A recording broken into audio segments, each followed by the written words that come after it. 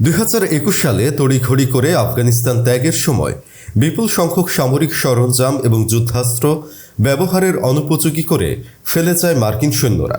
পরবর্তী 3 বছরে আফগান সেনাবাহিনীর কর্মকর্তারা নিজেদের দক্ষতা ও প্রচেষ্টায় এসব সরঞ্জাম মেরামত করে পুনরায় ব্যবহারের উপযোগী করে তোলেন।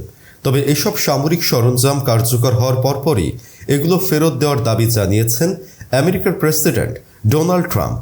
রবিবার এক বক্তব্যে ট্রাম্প বলেন, আফগানিস্তান যদি এসব সামরিক সরঞ্জাম ফেরত না দেয় তবে দেশটিতে কোনো ধরনের সহায়তা প্রদান করা হবে না।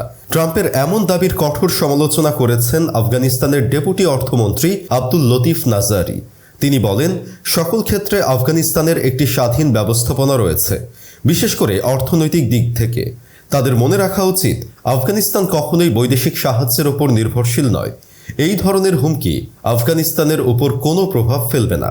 অন্যদিকে বেশ কিছু আন্তর্জাতিক বিশ্লেষক বলছেন, মানবিক সংকটকে রাজনীতির সাথে কখনোই মেলানো উচিত নয়, আর ঠিক এই কাজটা করারই হুমকি দিচ্ছে আমেরিকা।